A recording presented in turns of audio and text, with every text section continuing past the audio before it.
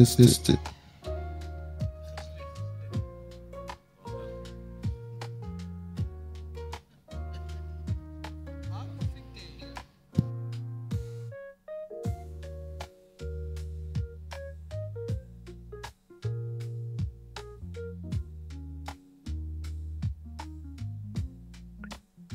Hello, testing 1, 2, 3, 4. English booth.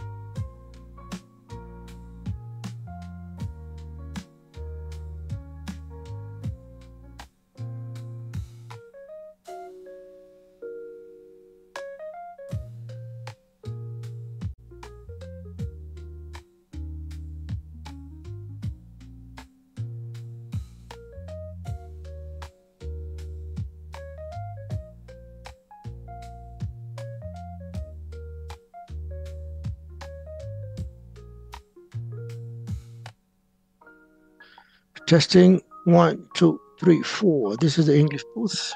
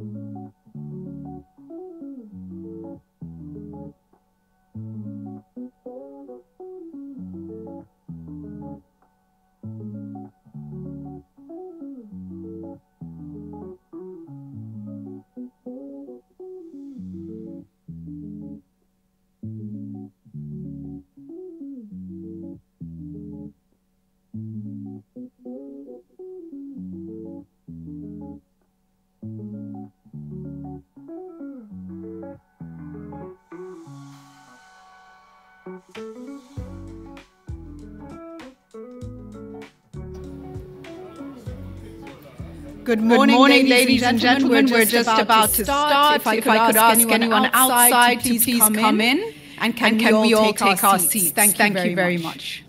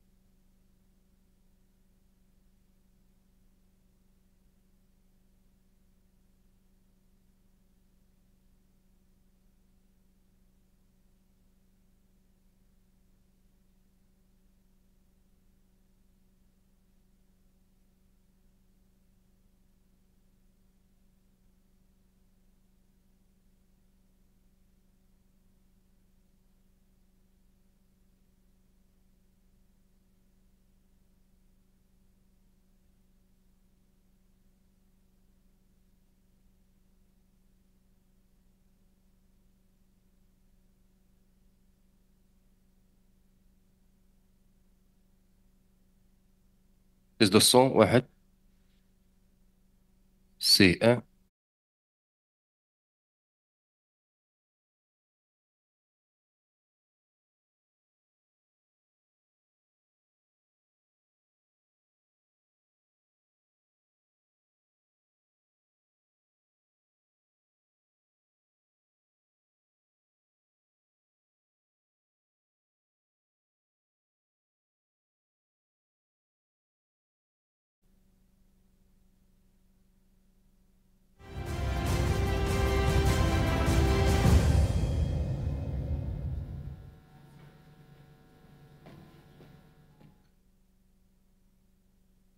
Good morning, ladies and gentlemen. Welcome.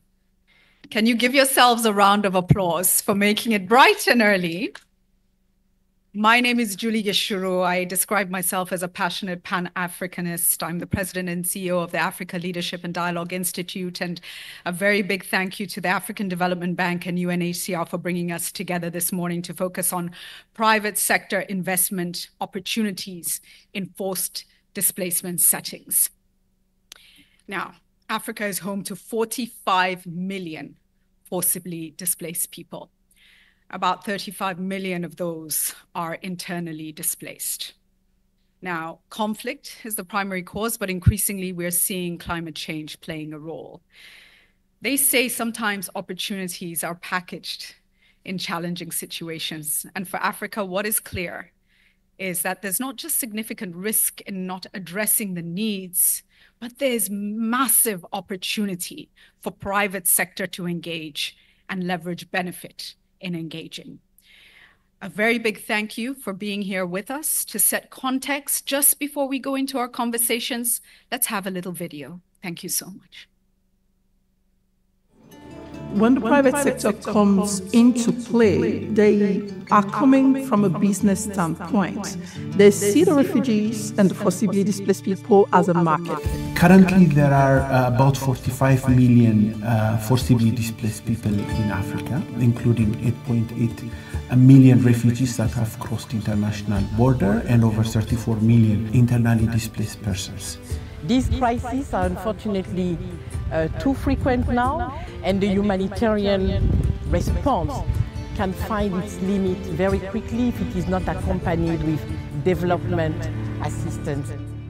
Areas hosting refugees and IDPs provide tremendous and untapped business opportunity. Kakuma refugee camp, for instance, and the surrounding Kakuma town represents a market opportunity of over $56 million. This is the first mini-grid that Renuvia has built in a forced displacement area. Our customer base is primarily refugees. They're an extremely entrepreneurial group of people. Maize, cassava, beans, and other crops, they are grown here, but rice is more profitable among others. Now, it's very critical to see refugee and IDP hosting areas from a different perspective, because refugees, IDPs, host communities also are engaged in business activities. Je suis chirurgien des poissons. Ça, j'adore ça.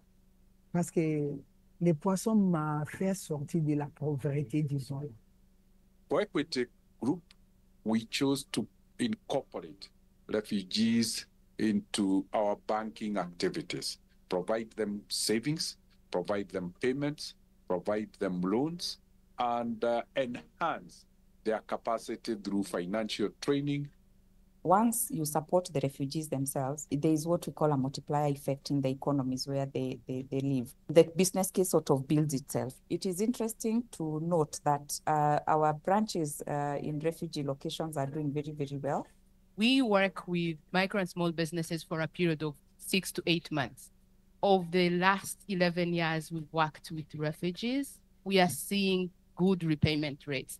And I'm emphasizing good, over 80% borrowers that we have in the refugee communities are able to pay back. On the continent, our greatest asset is not our natural resources. Even though we're the most endowed region in the world, our greatest resource is our human capital. It's our people. It's a missed opportunity if we do not leverage all our populations across the board.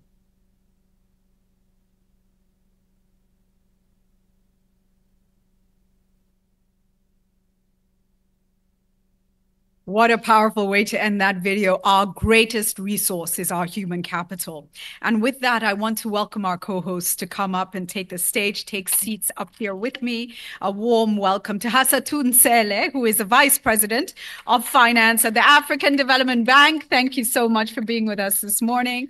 And Raouf Mazou, who is the Assistant High Commissioner for Operations, UNHCR. Thank you very, very much.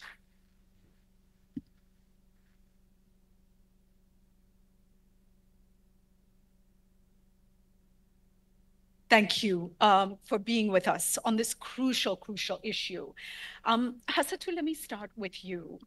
And the approach of the African Development Bank and experience that you are garnering in this space when it comes to working with in situations where forcible displacement has happened. What are you learning, and what can you share, especially with private sector actors?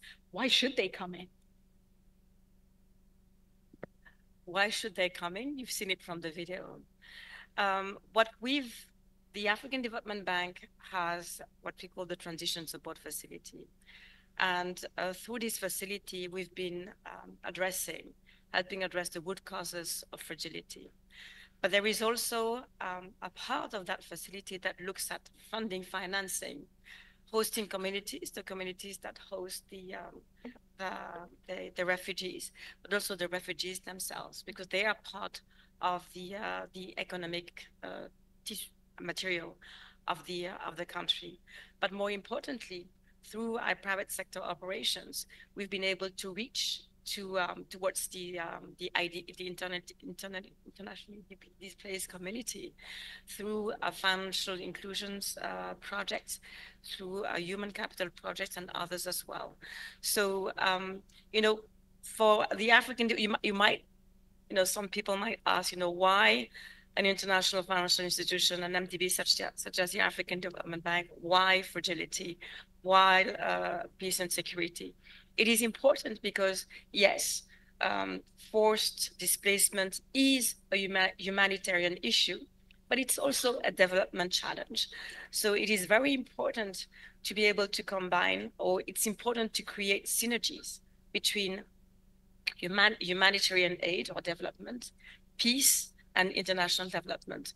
The type of funding that we see for I'm not sure that I'm speaking next to the mic. Is it better like this? Yeah. So the type of funding that we usually see for humanitarian crisis is short-term. But the crises themselves are not short-term.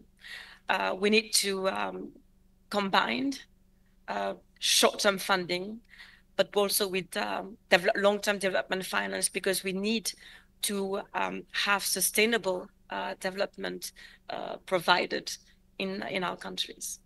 Thank you for that. And the bank works on innovative models that make a change. Is there anything you want to share with us in more detail that we should be aware of? Absolutely. So we have launched, or we're working on an initiative which is called the Security Indexed Investment Bond Initiative. And the purpose are to build human and non-military institutional capacity in countries in order to assure security and mitigate fragility. But it's also to build investment, or to rebuild infrastructure investment in countries that have been affected by security and conflicts, to invest in social capital and social development in those areas as well, and also to protect zones that have been affected by conflicts, to protect the strategic economic assets of the countries. So, there is one thing that we need to recognize, is that peace and security funding is fragmented. Mm-hmm. It is fragmented. So we did not want to create yet another vehicle that would add to that. So in designing the vehicle, we spoke with the African Union. We spoke with the regional economic communities, because we wanted this as well to be some kind of a bridge to unify and have much more impact as a group, as one, rather than those various pieces across the ecosystem. But most importantly, today, when you receive $1 of funding for peace, humanitarian, it's $1 out. And the vehicle, the peace and security investment vehicle that we are proposing, is different. It's going to, first and foremost, it will receive contributions from African countries, because it has to be Africa-led. We cannot, continue to go to donors without putting money on the table. So that's principle number one. Number two, going to receive contributions from African countries, from contributors, from donors, which is going to be seed capital for a vehicle that is going to be rated, and that is going to go to capital markets to leverage those resources. So that $1 in is a multiple out. And there is a very clear recognition as well that we need to have a governance committee, and that governance is going to be from strategic political leaders, African Union, REX, but also the donors. And we need also to have agility and flexibility. It cannot be, an admin burden to address an immediate issue. So there's going to be multidisciplinary expertise as well in for the financing, the deployment of the assets, but also on the at all levels. So it's quite exciting, and looking forward to the various conversations that we're going to have across the board.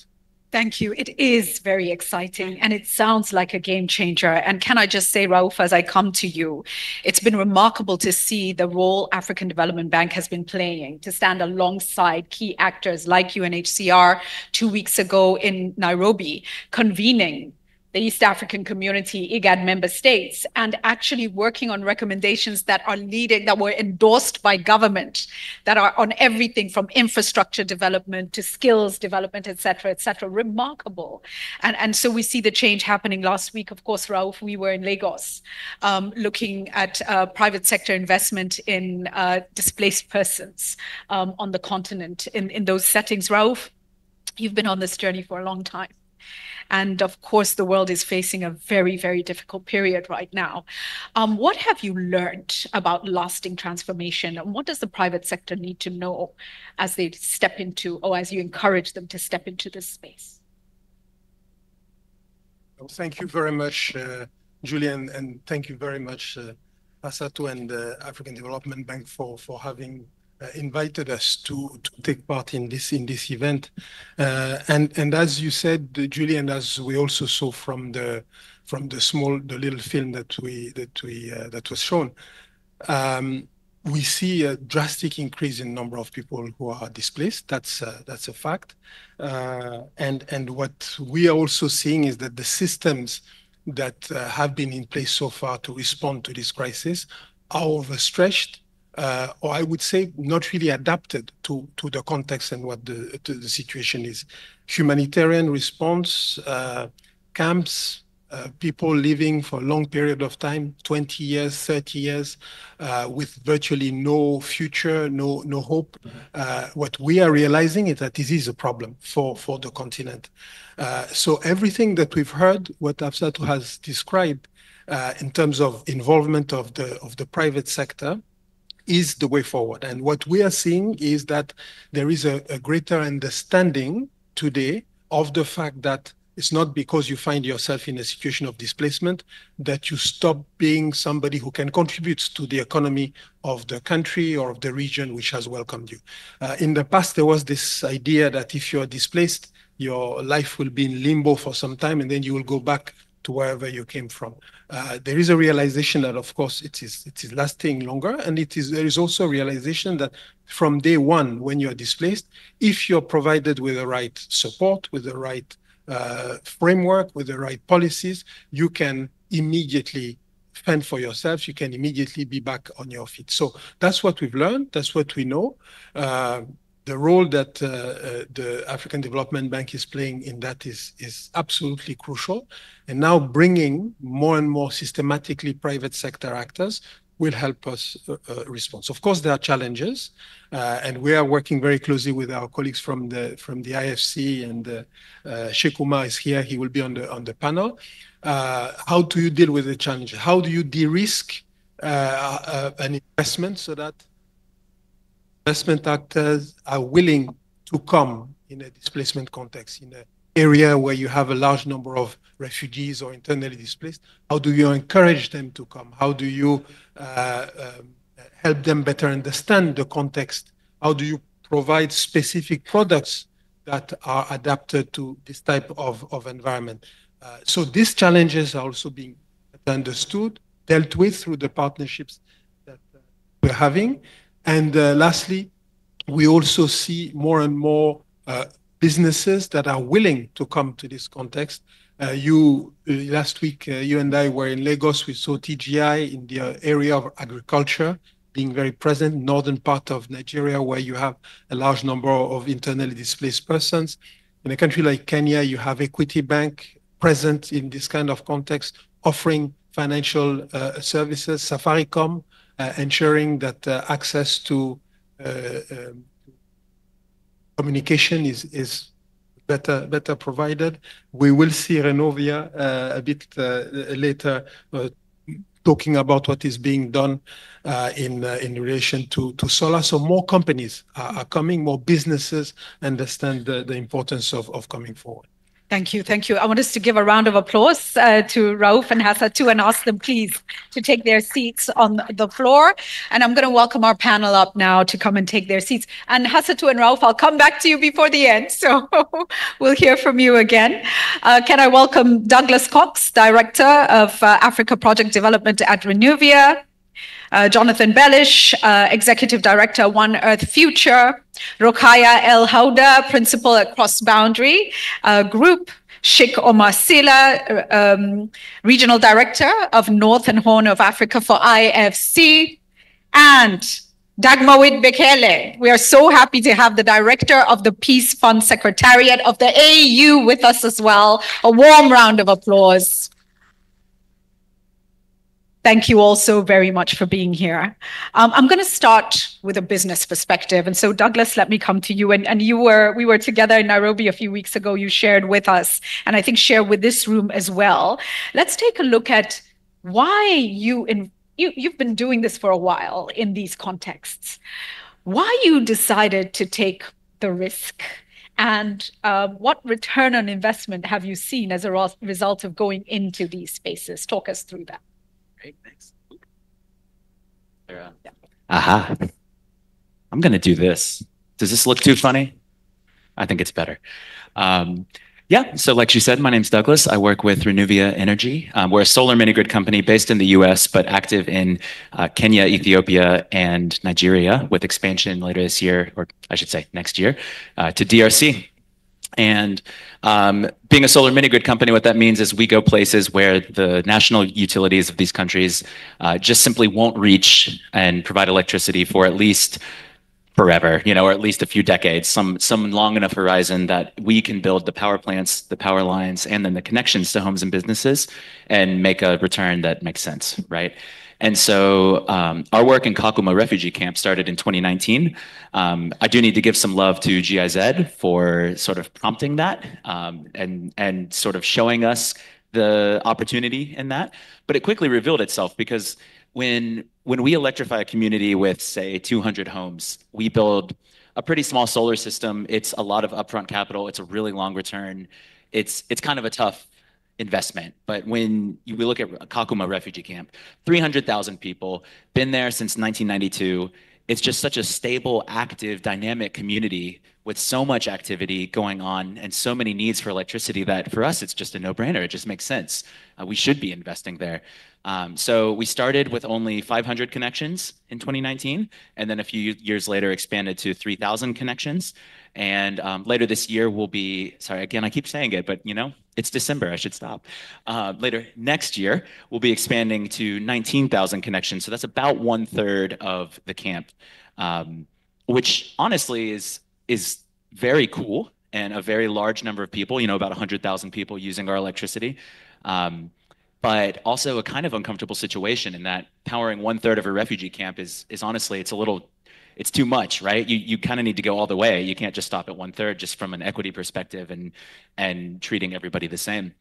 And so to kind of treat this as our own little boardroom, if we will, we are raising $44 million in blended finance to continue that expansion to cover all of Kakuma refugee camp and also to cover Dadaab refugee camp on the other side of Kenya. Another situation with even more people also there since the early 90s and honestly an even more economically dynamic area. So all of this is just, it's just an incredible opportunity. And I think people are slowly coming to realize that refugee camps being the largest communities in the region are, they're no joke. It's not just a humanitarian situation. It's actually a really cool way to provide impact while also bringing investment. Fantastic. It's good and it's good business too at the same time. And of course, things like that open the door to so much more because once you provide electricity, it transforms already, the situation on the ground in so many ways. And Jonathan, let me come to you next. For the past 12 years or so, One Earth has been pioneering investments into Somalia through I think it's called the Shurako program. Talk us through that and your expansion now. What have you learned? What have you experienced? And what gives you the boldness to go forward and expand? Great. Thank you so much. Yeah, so it's been quite the journey over the past 12 years working in Somalia. When we started, it was very much considered a country that was only in need of humanitarian assistance. That's how the international community thought of it. That was the primary means of external engagement. But we see around the world throughout all developing countries and middle-income countries, SMEs represent 60% of GDP, 80% of capital flows, and 90% of jobs. And yet at the same time, the SME financing gap on the African continent is $960 billion. So when I go back to the opening plenary session of the AIF, we were talking about by 2050, 1 in 4 people in the world are going to be African. The population of the continent is going to be 2.4 billion people. The difference between that being a dream and a nightmare is going to be the health of the SME sector. So we've really seen the importance of that work, and we truly believe that private sector development and SME support shouldn't be a reward that you get for improving the country, but a means of doing so. One thing that's been important for us is matching the structure of the financing that we provide with the risk profile. So we provide fully collateralized senior debt through a private credit fund. This allows us to break down the larger tickets that DFIs and MFIs tend to provide into ticket sizes that the local markets can absorb. And it also puts both the risk and the benefits of success onto the entrepreneur, really allowing them to be the engines of development and prosperity in their country. The other thing that we found in Somalia, and that I think is true in a lot of these contexts, is that they tend to be data poor and have institutions that are still developing. So what we found to be really crucial was relying on social networks and human beings to fill that gap, allowing us to conduct effective due diligence in the absence of a credit bureau and that type of data, and to create a strong social incentive to repay and avoid relying too heavily on judicial institutions. We've also found the importance of technical assistance. We support companies that have dominant market positions, have been doing what they do for a long time, know their customers know them. And yet, because there's such a lack of formal financing, even these relatively large businesses are still somewhat informal when it comes to business plans, financial projections, and that type of what I call the PowerPoint presentation side of business. So having some concessional resources coming in to help with that formality on the front end really allows us to understand the companies in ways that if we just had an arm's length transaction with them, we wouldn't be able to. This is something that we hear a lot, but I think in situations of forced displacement, it's particularly important, is the coordination between financial institutions and then humanitarian and development actors. A lot of opportunities for SMEs kind of comes as a result of humanitarian activity, and then just understanding, which public-private partnerships need to be unlocked, what are the barriers to growth, really requires a kind of an ongoing dialogue between financial institutions and the more development-focused actors. The last thing I'll say, and the thing that really gives me hope about our future plans to scale both within Somalia and throughout the Horn of Africa, is really relying on the resilience of these entrepreneurs. These are people who have, for years or decades, navigated the complexities, the shocks, and the crises that do come in the Horn of Africa and in other similar regions. And as I always say, I could never run a business in Somalia. So I'm grateful that our entrepreneurs are so good at it, and we really rely on them and trust them to deliver results. Thank you for that. It's worth restating that the resilience of these people, the strength, the courage, the fortitude, and that alone is such a powerful thing for anybody who wants to invest anywhere. It's such a powerful case. Let me come to you next, Rukaya, and the work of Cross Boundary. And you are advising and assisting investors, fund managers, companies, donors, etc., to explore ways to mobilize capital to go into these spaces. Talk us through what you're learning and the business models that you've seen that are working, particularly around blended capital, etc. Good morning, everyone, and congrats again for waking up this early for this discussion. First of all, I want to acknowledge the excitement about the momentum around private sector involvement in this area. And what's exciting is the form of this engagement that is different from the traditional ways that were centered around either philanthropy or participation in humanitarian agencies, supply chains, or more recently, CSRs. What's also exciting is just like what we saw in the introduction video, it is an area where data is very hard to get. And so some of the emerging data points, like the size of the market opportunity for Kekuma refugee camp and others, they contribute to attract the attention of investors and channel that attention into the area. So overall, I think the momentum that we've seen is very exciting. Now, in terms of what we see, first need to acknowledge that the regulatory context is a challenge. And it's also different across different countries. Like in northern Kenya, refugees are not allowed to gain formal employment, move, or own property. In Uganda, it is very different. And so we see that the business models developed by companies differ based on the differences in these contexts. That being said, what's interesting to note is that unless your business intrinsically has forces you to engage differently with refugees or internally displaced populations compared to host communities, actually many of the deals we worked with, companies are not able to tell which share of their customers are from a forcibly displaced population group. If you think of, to give one example, Keep It Cool, they provide called supply chain services. And they're not able to tell you, and it's perhaps a good thing, you know? And so there's this range of businesses that target communities where there is a high rate of refugees and internally displaced people, but provide services that cover the needs of both the hosts and the IDPs.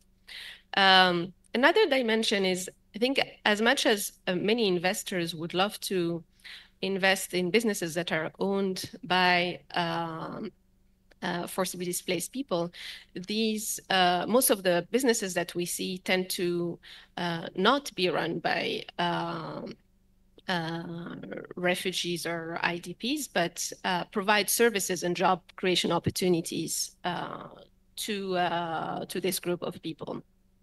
The last thing that we see is the need for partnership, and I think you both mentioned it earlier.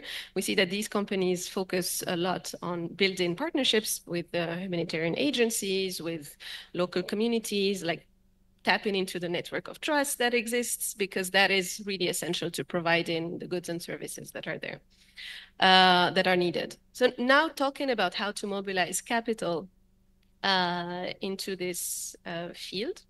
I know we're at AIF and there's an appetite for big deals, but the reality is that those big flagship deals do not exist. Instead, what you have is a variety of deals, a range of ticket sizes, and these tickets often are not one check. Most of these deals are faced. And based on that, I think there is a need to have a portfolio approach where you bundle different deals into pools that can be presented to investors to mobilize money.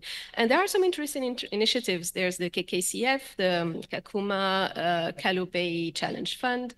There's the US Africa Trade Initiative. For example, in this one, we have identified 9 companies with a total investment pool of about $420 million. And that is more compatible with the type of investment that you can mobilize. It's particularly compatible because these investors usually are not sector specific. Usually the biggest driver is the job creation. So that gives you the flexibility to bundle these deals together when you are mobilizing capital for that.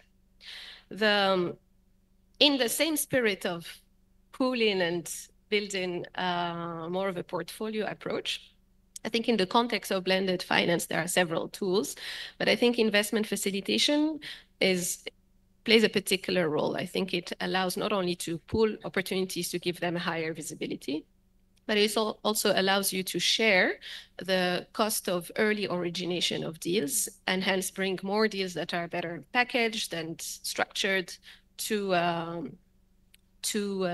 investors. 2 last points on what we have learned, I think, in capital mobilization. Number 1, there is a need for communication and coordination among investors so that the tools and the funding that is proposed is actually complementary. For example, there is a need to agree among players on a minimum level of concessionality so that you don't create discrepancies among the funding options. And the last part is the need for pioneering transactions. I think these play a crucial role, and these are not necessarily big transactions. Their value comes from their demonstration effect, from their ability to address perceived risk and to contribute to spillover of knowledge spillover effects that attract more, crowds in more investment and more entrepreneurship in those areas. Thank you so much. I love the practical approach. It makes so much sense. And I think there's such mitigation in risk just by going, that way. And thank you for the work that Cross Boundary is doing in this space. Dagmawit, I want to come to you last because I think there's a powerful message you need to land for all of us. And I'm looking forward to hearing that. But Sheikh Omar, let me come to you with the IFC's work in this space. And for quite a while, the IFC has been exploring, these contexts. I recall many years ago, a release of a report around Kakuma and the idea of the private sector engaging at a time when in Kenya that was often unheard of. So I want to congratulate the IFC for that and just share with us on this journey, what are you learning and what lessons do you have and message do you have for private sector? Thank you and good morning to all. I first would like, to thank the African Development Bank and AIF who I'm going to do like you, like a rock star. Really thanks the AIF and the African Development Bank, for this panel. But I really want, to commend, the UNHCR because if you are here today, it is because of them. Because they set, I would say the stabilization and the ecosystem to bring the minimum dignity to the people who are suffering, and in some cases are still suffering. So really, Raouf, I really want to thank you personally and your organization on really this important work that you are doing. And why for us IFC, people may be surprised, but and I was discussing with some people just before the conference. They say, "Why, guys, you always look for big tickets?" I say, things change. And as you rightly say, we have been engaged for years. First of all, is really our corporate, commitment and our engagement to see how the private sector, can contribute, to reduce or mitigate the most, development, challenges. Refugees is one part, climate, gender, and all these topics are critical, and it's really part of our agenda. I would say a lot has been said. Is it easy? No. Why? First of all, when you face this example, and maybe Kakuma is kind of really is a flagship, but is also kind of exception when you have a number of people. And again, having, people displaced for 20 or 25 years, 30 years is not a good signal. But do they have overweight place to go? No. So you need to tackle and create effectively and renewable the ecosystem, the right. And I would say this market, when you have people who can be employers, who can be employees, who have skills. And Kakuma is a fantastic example that most probably can be replicated. Why I say it's not easy. The first thing to really address is the ecosystem. And then when I say the ecosystem, is not in all the countries that you can openly with the authorities, address the issue of forced displaced refugees. So, and this is one part where IFC with his partner is engaged, strongly on this advocacy. When you have done that, you have, I would say, also to face, the reality, how you can engage on a sustainable manner. And for us, the only way that you can do that is to look at the ecosystem at the local level. So you need to engage, with the local government. You need to engage with the local communities, because if you come and support only, this side, the people will say, but our people also are suffering. Why you don't look at everything? So we as IFC really change, the way we are seeing things. We look at local development and really try, to encourage, the business. And even at the business level, some business even don't know if you have the right, to hire.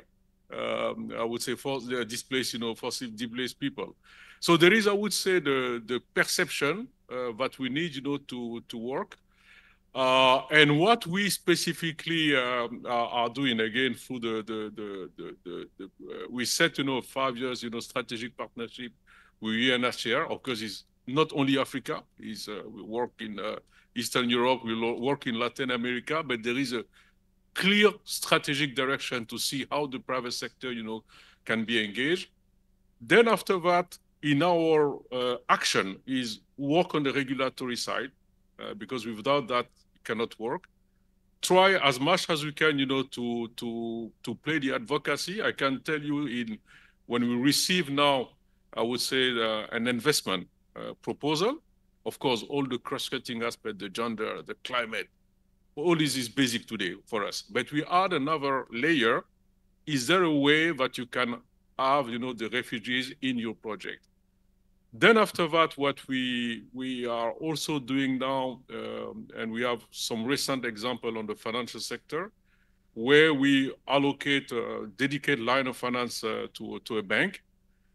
But on this line of finance, we say that X% of the financing should go and finance, SMEs owned by displaced people. So there is a kind of action, and when it's possible, as well with the donor contribution, we put a kind of performance-based grant.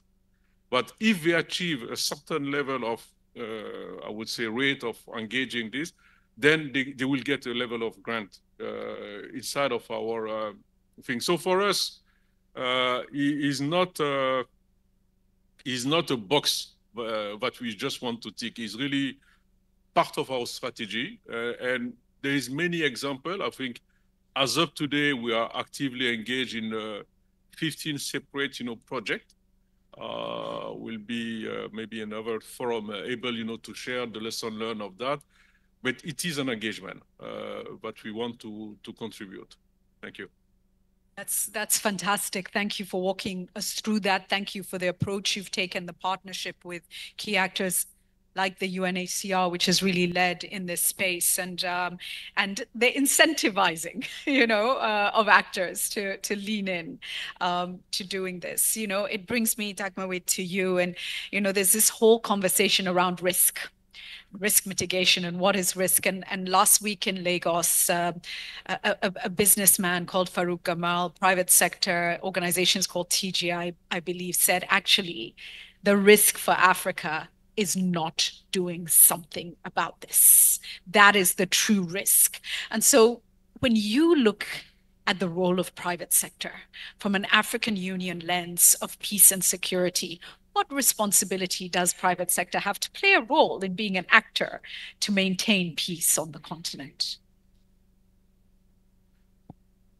Thank you very much, moderator. And first of all, I would like to thank the African Development Bank for giving us the opportunity to participate in such a platform, because we believe that we cannot do anything without the engagement of the private sector.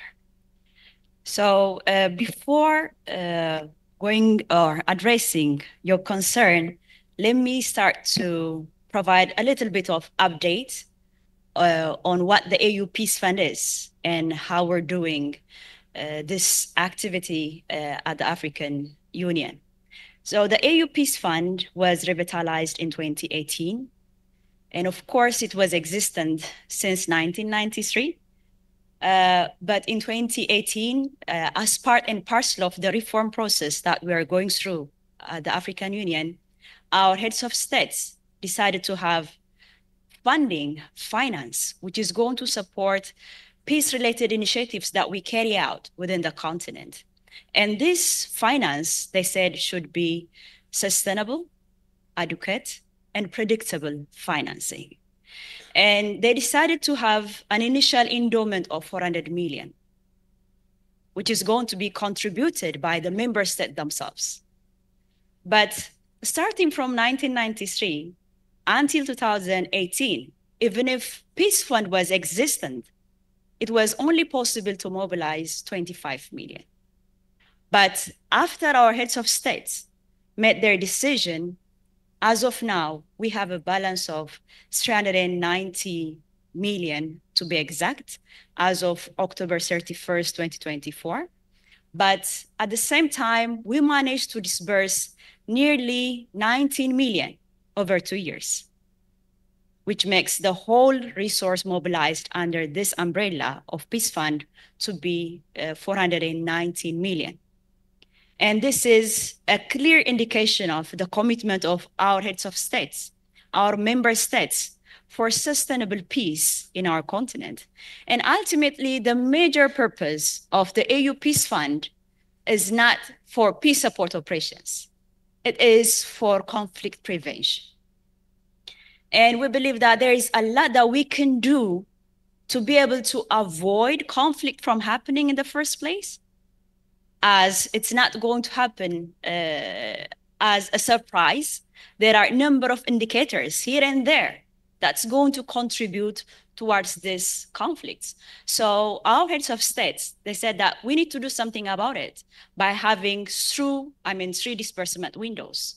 Mediation and preventive diplomacy is one of the disbursement window that we have. And the second one is the capacity building for the regional economic communities and regional mechanisms that we have in our continent, the RECs and the REMs. And the third one is for the initial deployment of the PSOs, if we're going to be obliged to address those challenges practically happening on the continent. So with this, we managed to mobilize this 419 million, starting from 2018 and onwards. But in 2024, the Executive Council of member states at the African Union, they decided that we need to start to reach out to the private sector, as the issue of peace and stability is not the sole responsibility of the government, because the private sector is going to benefit out of the peace and stability that's going to be existent in the continent. And with that, we started to reach out to the private sector that we have in our continent. And in July 2024, there was the first platform that we carried out. And in that platform, the private sector and multilateral financial institutions of our continent, they pledged to provide 216 million for the AU Peace Fund as a commitment which is going to be delivered from 3 to 5 years. So we can see how they are starting to see the benefit of engaging in conflict prevention and in working with us in peace building. And this will lead us to your question on how we see the involvement of the private sector in peace building initiatives. And as we all know, there is strong nexus between peace and development. So if there is no peace, there is no sustainable development. And as Africa, we have Agenda 2063, where we aspire to see prosperous and integrated Africa. And that's going to happen with the existence of sustainable peace, which is going to result in sustainable development. So we cannot think of having development without peace, and we cannot think of having peace without sustainable development. So that's why we are engaging the private sector to come and work with us, and they have seen the advantage. And of course, for any business to thrive, there has to be peace. And we have private sector investors in this room that are really benefiting out of the peace and stability of our continent. And it has to come with the collaborative work that we're going to do, because it's not going to happen if we're not going to work on that. And with that, we call upon the private sector to start to partner with us. And definitely we're looking forward to engage more private sectors that are existent in our continent. And the commitment that we managed to secure, the 216 million, we believe that it's just the beginning. There is ample opportunity within our continent that's going to help us to address our own challenge when it comes to peace related challenge. Thank you.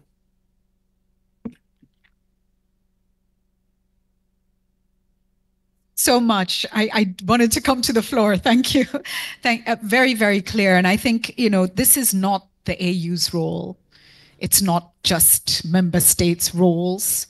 What's clear is we all have a role to play to ensure there's peace and security on the continent. And the shocking numbers, I think it's from 2016, there's also almost a doubling of numbers of displaced persons on the continent, tells us that it's more urgent than ever. I want to take 2 to 3 questions just because of time.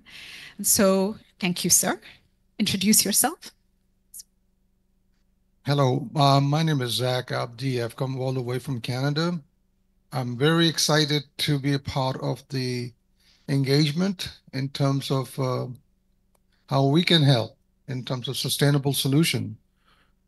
What I was very happy to hear some of those words that I heard today about social capital and sustainability and sustainable solution. And at the same time, I also heard people, gentlemen there who mentioned about refugee camps since 1992. People are still there. So you're talking about 2 generations, 20 years to make 1 generation, so that's 40 years almost. So 2 generations of people still there. What can we do in order to address the issues which is related to food security and food supply chain? Instead of people waiting for the food to come to them, why can we not increase or develop their own farming, their own community farming? So that way you can reduce your food waste solutions or food. You don't have to wait for people to give you food. You can make your own food. And at the same time, you're also addressing many of those things that it can address the climate change as well. Thank you. Thank you. That's an excellent question. I will come to you in a moment with it. It's actually, sir, 3 generations now. Yeah, 3 generations, which is just shocking. Thank you. Good morning. My name is Aaron. Thank you so much for the great presentations. I've also, alongside Douglas, worked on rural electrification and infrastructure work for about a decade, including with UNHCR, to help initially understand how to get infrastructure type money into refugee camps. And I'm just curious from the panel here, we have a lot of big money being discussed and big numbers. But at the end of the day, it's all about risk. It's like, can you get your money back? And on the one hand, we're trying to find opportunity in these challenging situations. But on the other hand, if Douglas's company is developing a mini grid, that means we need to expect that there's going to be people there for 20 years. Right, and so there's a complex interplay between those 2 dynamics. And so I'm curious if the investors on the stage see that there are enough instruments, de-risking instruments, guarantees, et cetera, out there for you to enable you to put hundreds of millions more into camps other than in Kenya. In Uganda, there's enormous camps. In Mozambique and Zimbabwe, there are enormous camps. The risks are much higher in those markets than they are in Kenya. And so I'm curious if you see the ability for your money to go into these more challenging displaced people's settlements. Thank you. Thank you. Just a clarification, in Uganda, very many refugees, but not in camps. I believe, yes, yeah. No question from a lady. Sorry, I'm coming back to you. But first, I have to find a lady who has a question or a comment or a contribution. Yes, no? Yes, thank you very much. My name is Nena Wabufu. I'm the Vice President for Regional Operations and Transition Support at the African Development Bank. I think the issue is not whether we close camps. The issue is how we transform them from being camps and being part of society.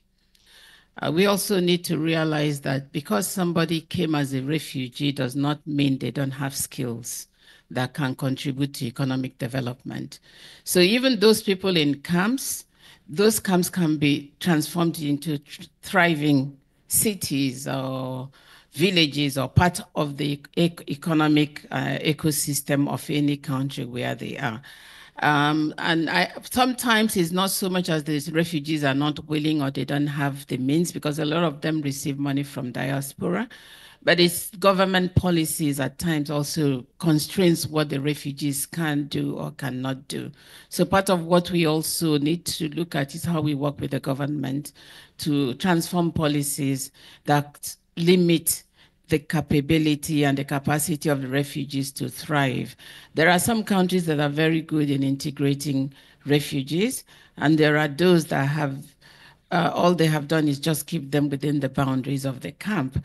And I do recall reading in a newspaper about refugees. I wouldn't mention the country. They can't own mobile phones, SIM cards. They can't open bank accounts. And some of them are in universities in these countries, but they cannot live fully because they're not given the opportunity to even register a SIM card, so somebody has to register in their name. So I think government policies as well will help and facilitate whatever is being done on the private sector side. Thank you so much for raising that. All excellent points. And just to emphasize the importance of that, you know, some refugees who get scholarships, we've seen girls waiting to get identity in order to go in and accept those scholarships, to the point that they end up getting pregnant and never even go because they're waiting a year, 2 years. But the good news is that African governments are being incredibly responsive now. There's almost a shift on this agenda, and you're starting to see a willingness on policy issues to make significant change. And that makes this an important time for all of us. We can step in. Let me come to you, Sheikh Omar. And the question, I saw you wanted to respond on agriculture and the opportunities for people to leverage agriculture in those very areas. Please go ahead. Yes, I have two concrete examples. The first one maybe in South Sudan, when you have a huge head coming. So we didn't know exactly how to address that. And I went to visit one place in Wai in South Sudan, and the minister was telling to me is that maybe it's the only place on the world where the fish died for old age, because you can put your hand on the water and you grab a fish. But then you have a total disruption, you know, of the day. So what we decide to do, we decide to do a focus mapping on the food sector and agri. And we should get the result by the end of this month to see how we can really intervene on that. The other example that I want to give you is an example on Ethiopia, where we work, you know, with IKEA Foundation, who used to support communities on the farming sector. And now we are developing a kind of AgTech model with putting an aggregator, extending, you know, the land, and IFC coming when a bank land to put a first loss just to scale up. So this is concrete things, but I totally, you know, agree with you. On the power, electricity access side, we have a joint initiative with the African Development Bank. The M300 is to connect 300 million African by 2030. This is working. There is a really working. And aside of that, we have decided to put, again, for the last mile and to reach out, you know, to the local, you know, player, the ability, you know, to provide them, you know, some patient, you know, funding like equity, even for small. So there is a platform of 400 million, which is currently being developed at the level of the World Bank Group. So this is concrete solution. And I do also see that calling, you know, the guarantee platform now, which is with MIGA, can be accelerator to provide, you know, some risk mitigation on that. So there is a concrete example ongoing. Thank you.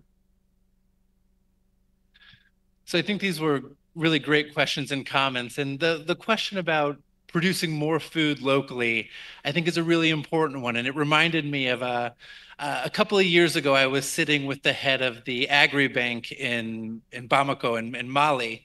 And I asked him, if I went to the grocery store across the street, how many locally produced food products would I find? And he said 0. And I think a big part of that, and Mali had a thriving onion and potato industry, but in the era of kind of pure free markets, they had to privatize as a result of an IMF condition, and then the large private agribusinesses said, well, we can increase our production in India by 3% and produce the same amount of onions and potatoes. I think the wind is at our back. We're starting to see industrial policy coming back more and more in vogue, and I think that will help. But I'll also say that both for rural electrification and agriculture, if you look in North America and you look in Europe, these are subsidized industries. So I think that it brings us back to the last comment that we heard from the floor, that ultimately these systemic solutions at scale are going to have to result from the public sector and the private sector working together. Thank you. Thank you so much. We're closing now. I'm going to come to each of you for a 30-second comment to rally the private sector in this space. But just as we do that, allow me to say and to ask all the actors in this room that have the ability, let's re-look at this question of risk. You know, the idea actually for African businesses that it's too risky sometimes to invest in this environments is, it's almost, it's shocking, because the risk for those of us on the continent is not investing. And therefore, how do we create maybe layers or a deeper understanding of what risk is in this space to encourage and incentivize more investment in this space? This is what we're hearing also from the ground is so important. So let me start. I'll start this way and go right to the end. Sheikh Umar, you'll have the final word. 30 seconds. Please rally private sector stakeholders. Why should they pay attention to this agenda and step in? Douglas. Well, I'll flip that backwards just because I am the private sector. An investment in us is an investment in every business in the camp, right? Our customers are using our power to sell cold drinks, to study at night, to run bank branches, to run telco towers, to do everything, anything that anyone would do, right? That's the whole definition of power.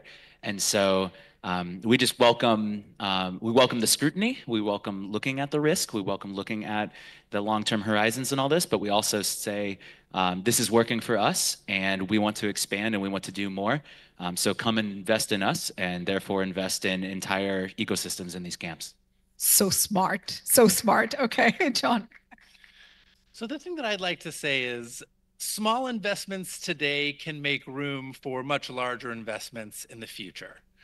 One of the things that we've seen about private sector engagement in fragile and conflict-affected settings is that it really does promote peace, not just at the macro level, but also at the interpersonal level. Conflict comes from zero-sum thinking, and there is no more obvious positive-sum relationship than a private sector trade relationship. So these types of investments can really unlock markets that are currently inaccessible and allow the private sector to capture the benefits of the massive growth that we're going to see on the African continent in the next 25 years. Thank you. Thank you. Rokhaya? I think a lot of the risk that we're talking about is perceived risk. And addressing perceived risk requires building that track record of successful transactions. I can mention from a different field the experience of captive generation, the power sector in Africa.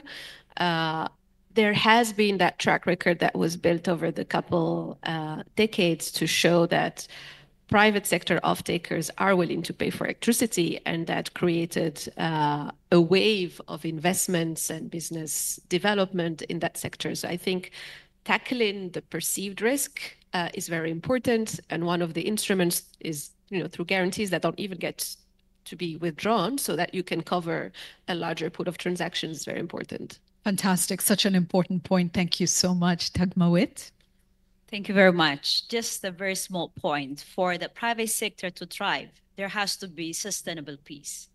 And sustainable peace is going to be guaranteed if we invest in peace. So we're making a call and we're plea to your engagement in partnering with the AU Peace Fund so that we can address the root causes of conflict, such as unemployment, poverty, inequality, and the others. So that we'll be able to mitigate the fragility challenge that we have. So we're calling upon your engagement and partnership with us. And thank you very much. Thank you, Sheikh Umar. Thank you. To address your first point on the risk. Okay. I thought it was the translation, so I was a little surprised. No, to address your question about the risk. I think please hold. It's being recorded, and I'm sure these clips will be used. So yeah, no. Please go ahead. Address your question about the risk, I think that IFC is a good example. 2 years ago, we invest $11 billion in Africa. Last year, it was 14 billion. We cannot do that if we're not able, to adjust the way we are approaching. So the risk appetite is there. The other thing on the risk appetite, we are doing a significant shift to engage in more patient, capital to develop the private sector. So you will see IFC do more equity, investment. But my take of this session is really how we did in partnership with the African Development on the energy sector, on the agri sector. I would say with the UNHCR, we should again have a huge and scale, initiative around, this topic and have, some bold target, by 2030. And alone, we cannot achieve nothing. So let's try, to see how we can come together with a very clear, agenda. But I can tell you that we have some appetite to take more risk. Wonderful. Let's give a warm round of applause to the panel. And you may take your seats. Thank you so very much. Allow me, as we close, to also recognize other actors that have been in this space. Allow me just to mention the MasterCard Foundation, who have enabled our storytelling and policy-focused dialogue, and to say that there are many others who stand alongside. And what we are learning increasingly is that we all need to be at the table to make a change, including displaced persons and refugees as well, those communities and host communities. Hassatu, can I welcome you back up to share with us from the podium, if you don't mind, your final thoughts on next steps and way forward. Thank you so much. Somebody forgot their phone? No, is it yours? Thank you very much. Thank you. Can you hear me? Yeah, okay, so thank you very much. I mean, this was really a rich, very rich session. The international financial architecture for sustainable peace and security needs to be reformed in order to fully play its role at scale and with impact. And there was a call from the UN Secretary General about, the quantum leap that is needed in terms of resourcing for peace and security. Everyone needs to be at the table. If there is no peace, there is no sustainable development. And without the private sector, we will not have the scale that is needed for sustainable development. We need to be bolder because we cannot be proud. Absolutely, we cannot be proud of how this situation with the displaced people, with peace and security has evolved today. And if we hope to make a lasting impact, we need to reform the way that we work together. It is a chain. It's not competition. It's not about visibility. It is about changing the lives of people, and we have the means to do it, and we have to do it. The SIIB is an initiative that we're launching, but we call it AFDB. It's not AFDB. It's AFDB with the African Union, with the RECs, with the countries, with the donors, with the private sector, with everyone in order to make a change. If we don't do that, 20, 40, 50 years down the line, our children's, grandchildren and what have you, are going to be holding the same conversations. That a round of applause, please. And they will look at us and ask us, when you had a chance to make a change for the continent, what did you do? Where were you? Rauf, please, your final thoughts on next steps.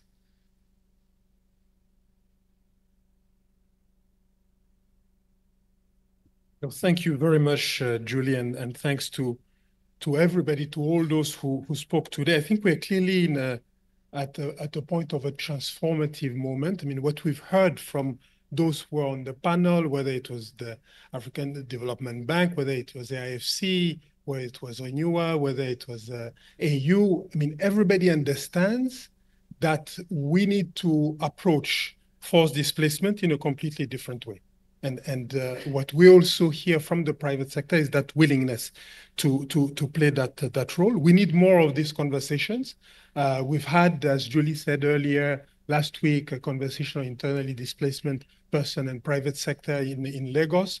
This conversation today, we need to also connect the issue of forced displacement with other issues, peace, of course, but environment and all the others.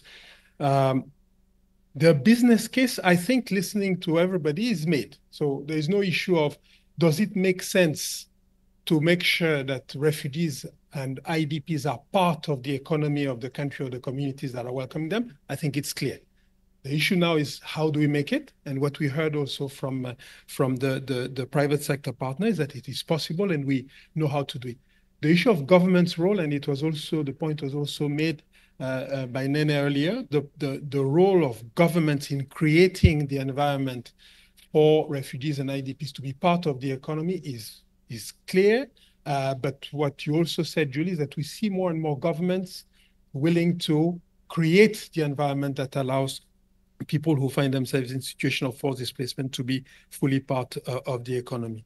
So it's win-win. I think from everybody, it's win-win for the refugees and host communities. It's win-win for companies, and we've heard, which can tap a market, thriving market that is there, that exists.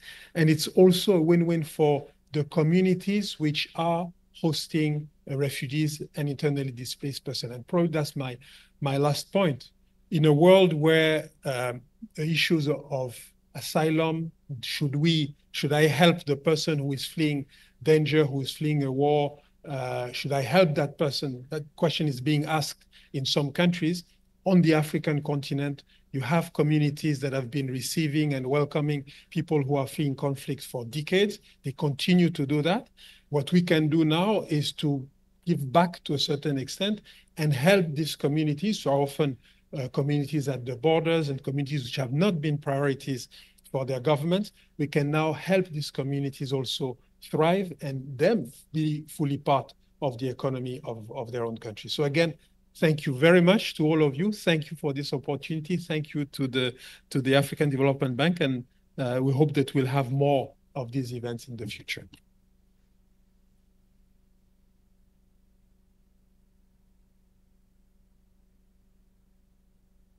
Thank you so much, Raouf, AFDB, and all the other partners that have been walking this journey.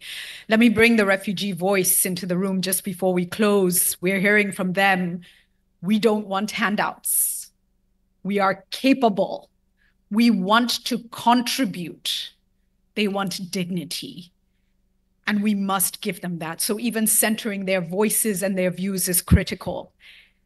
Let me say that I carry with me the responsibility, having had a media background, to bring the media in a way that changes the perceptions that we've been talking about. And so we will do that. I'll close with an African proverb because I love them. And there's one that tells us teeth chew together. So if you're one tooth, not really going to do much, right? 2, 3, okay, you might chew a bit. But this is a tough one. And we've all got to be in that room chewing to make it work. And we will, and we must make it work. Today, Africans, some of them are dying literally to leave the continent. So many on the continent displaced. It's time we gave all Africans a space of dignity on this continent so they don't have to leave. And where they are, they find their own purpose and they contribute. Thank you so much for being with us. We will succeed. Thank you. Have a great day. Thank you very much.